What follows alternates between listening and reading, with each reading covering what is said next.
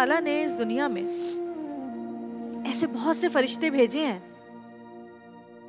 जो कि लोगों की मदद कर रहे हैं, जितना उनसे हो सक रहा है उससे बढ़कर कर रहे हैं।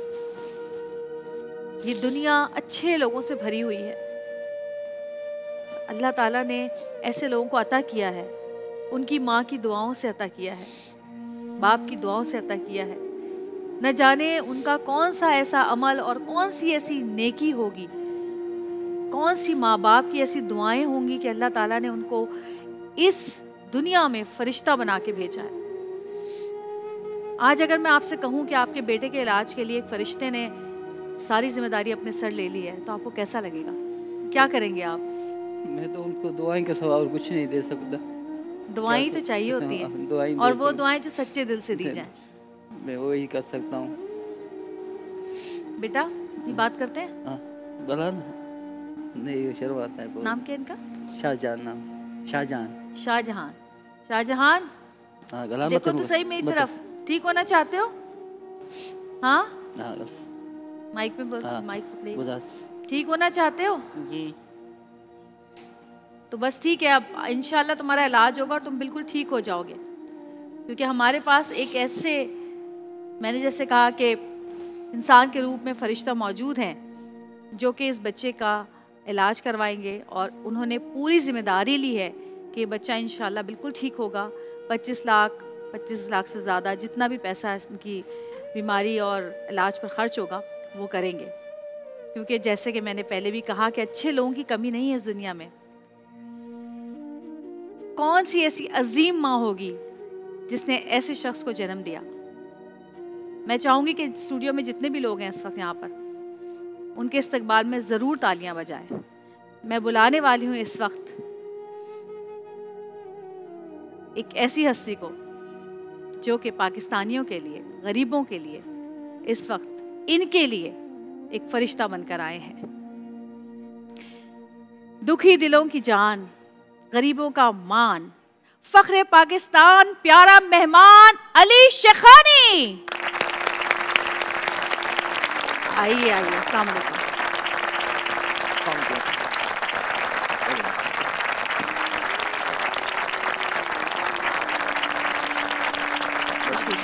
बहुत शुक्रिया आपका।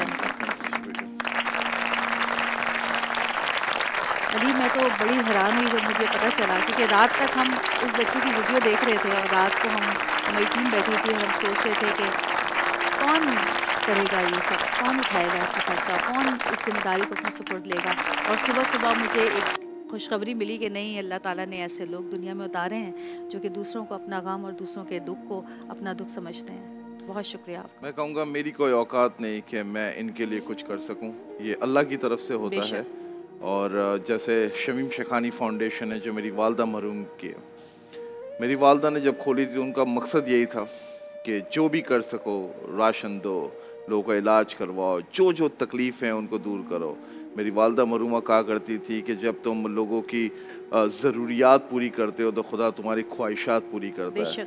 तो मेरी कोशिश रहती है, और अगेन मेरा कुछ इसमें बड़ी नहीं है, अल्लाह की तरफ से है। मैं तो एक नाचीज़ हूँ कि जो कुछ कर सकूँ छोटा मोटा। और जो मैंने केस देखा उस पर जो बच्चे का इलाज है आगा खान में या फिर जहाँ पर भी मुझे रिपोर्ट्स वगैरह हैं, और मैं कोशिश करूँगा कि दुआएं करवाऊँ लोगों से। और जहाँ तक खर्चे की बात है आप उसकी टेंशन नहीं लीजिए, वो मेरी टीम संभाल लेगी। Thank you sir. क्या कहेंगे आप? अभी आप रो रहे थे। सर एक ही बेटा है मेरा, मेरी बीवी जिस दर में बाहर जा नहीं सकता, लोग बच्चे बोलते हैं इसको क्या हो गया, टेढ़ा हो गया है, तो ये घर में ही पड़ा रहता है और बाहर जा नहीं सकता। इतना मजबूर हो जाऊँ, अगर मेरे कोई मुझे कहे मैं अपना गुर्दा भी इस बच्चे के लिए दे दूँ, इसकी ज़िंदगी बचा दूँ। मैं आया गांव से निकल के शहर आया कि कोई कराची में होगा, कोई अल्लाह का ऐसा है बंदा जो इस मासूम की ज़िंदगी को बचाया जाए। मेरे हाथ कुछ भी नहीं है, एक गार्ड की ड्यूटी करता हूँ 20-25, इसका दूध का खर्चा, दवाई का खर्चा चलता है उसी में, घर का चूल्हा भी उसी में चलता है। आपका तो मसला हल कर दिया है इन्होंने। आप जैसे कहा आपने, मेरा एक बेटा है, बेटा एक हो, बेटी एक हो या 10 हो, औलाद तो माँ बाप के लिए वैसी होती है, एक बराबर होती है। और हमारा माशरा इस लेवल पे चला गया है जहाँ पर किसी की बीमारी किसी का मजाक बन जाता है। जी। और खुदारा मैं अपील करूंगा सबसे कि अगर कोई नाबीना है, किसी का हाथ नहीं है, कोई चल नहीं सकता है, या फिर जैसे बच्चे के साथ है, तो उनका मजाक नहीं उड़ाया जाए, क्योंकि अल्लाह पाक के घर पे जब ये चीज़ की सुनवाई होगी तो तुम बर्दाश्त नहीं कर सकोगे। तो मैं आपसे ये कहूँगा कि इंशाअल्लाह ताला जैसे मेरी बहन ने कहा कि करेंगे कोशिश, और इंशाअल्लाह जब ऑपरेशन सही होगा तो ये चल सकेगा। और उसके साथ साथ अगर आपको जॉब वगैरह की भी ज़रूरत है तो वो भी मैं अपने कंपनी में बोल सकता हूँ, आपको जो चाहिए, क्योंकि मैं अकेला कुछ नहीं कर सकता जी, जब तक बेशक। आप लोगों की दुआएं साथ ना हो। अल्लाह आपको खुश रखे। आपने बताया कि आपका फाउंडेशन का नाम आपने अपनी अम्मी के नाम पे रखा हुआ है। जी, शमीम शेखानी फाउंडेशन जो वालदा मरहुमा की यूएस से है और पाकिस्तान में भी काम करती है, यूएस में भी काम रखती है।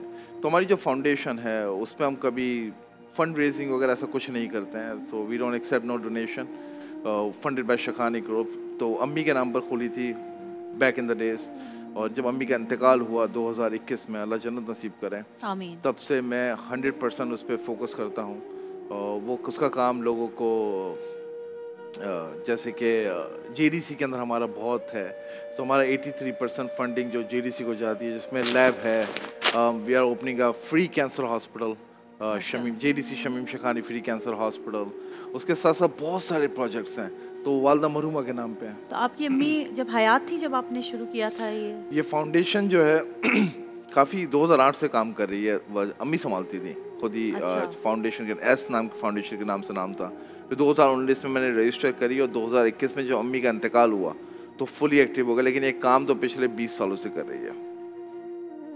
बहुत सारी चीज़ें हैं। मैं कहता हूँ कि मेरी माँ का नाम मेरे लिए सबसे ज़्यादा बड़ा है। आप अम्मी से बहुत अटैच थे? बहुत ज़्यादा, बहुत ज़्यादा। पर मेरी 2 बहनें भी हैं, बहुत अटैच थे। और वालदा के जाने के बाद ये बात समझ आई कि मैं बहुत गरीब हूँ अगर मेरे पास माँ बाप नहीं है, तो तो माँ बाप जो हैं वो सबसे बड़ी नेमत हैं, सबसे बड़ी दौलत हैं। और अभी हमारा ओल्ड एज होम जो जेडीसी के हैं उसमें मैं जाता रहता हूँ, पेरेंट्स से मिलता हूँ, माँ बाप से।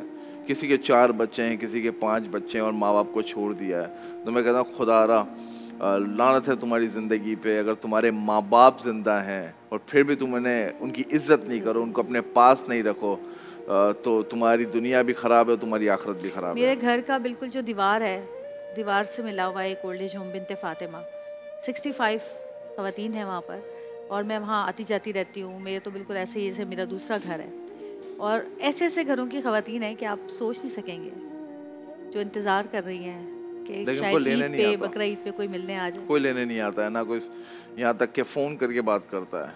आपको पता है जब उनका इंतकाल हुआ तो जनाजा भी लेने नहीं आते, ऐसे लोग हैं। पता है क्यों? क्योंकि खर्चा होगा इसलिए। ये दुनिया बहुत बेहिस हो चुकी है, और अपने माँ बाप को, लेकिन फिर आप देखें कि वो जो बच्चे हैं वो दुनिया में भी ख्वार हैं। आप कभी उनको देखेंगे नहीं कि कोई कामयाब हो जाएगा, क्योंकि जब तुम माँ बाप की दुआ नहीं लोगे तो कामयाब तो हो ही नहीं सकता ना।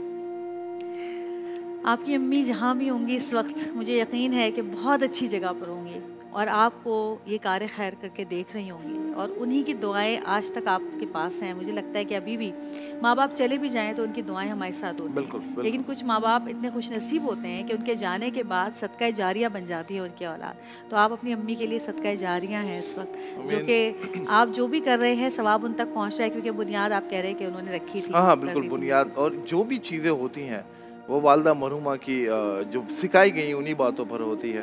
पर एंड ऑफ द डे हम कोशिश कर सकते हैं, बाकी मेरा अल्लाह ज़रिए बनाता है। और मैं हमेशा से कहता हूँ इंसान की मदद नहीं करता है, तो मदद तो किसी की नहीं करता, हम सपोर्ट कर सकते हैं। बिल्कुल, और सपोर्ट करते हैं और करते रहेंगे इंशाल्लाह जब तक ज़िंदगी है। बिल्कुल बिल्कुल। बहुत शुक्रिया भाई आपका। जब माएँ दुनिया से वाकई चली जाती हैं ना तो बड़ी तकलीफ़ होती है। मेरी दादी ने मुझे पाला था, और मुझे इतना दुख है इस बात का कि जब मैं अमेरिका में थी, मेरे बेटे की पैदाइश थी, और मेरी दादी का इंतकाल हो गया था यहाँ, और वो सफ़र जो मैंने वहाँ से यहाँ तक किया था ना, मुझे लगता है दुनिया में इससे बुरा वक्त मैंने अपनी लाइफ में नहीं गुजारा, कि जब मुझे पता था कि जो जिनको मैं जीता जागता खुदाफिज कह के गई थी, और जब मैं वापस आई तो वो अल्लाह के पास चली गई थी। क्या मैं एक कलाम पढ़ सकती हूँ माँ के लिए? अगर मेरी टीम मुझे इजाज़त दे तो।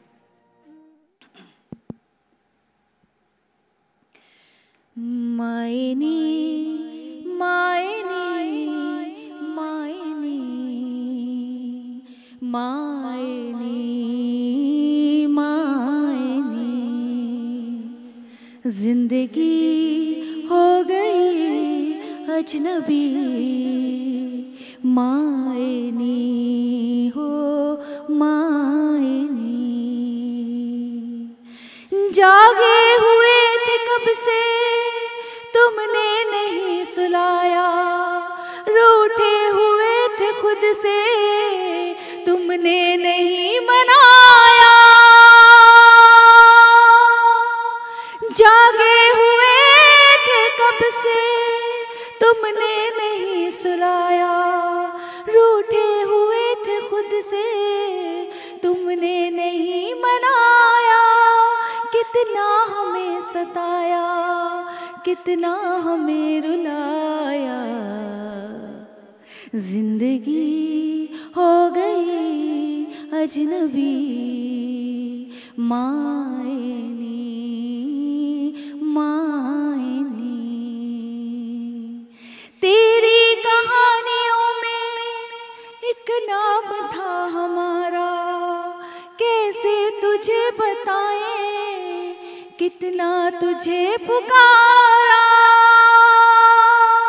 तेरी कहानियों में एक नाम था हमारा, कैसे तुझे बताएं कितना तुझे पुकारा। एक बार तो मिलो ना, एक बार ही मिलो ना, जिंदगी हो गई अजनबी, माँ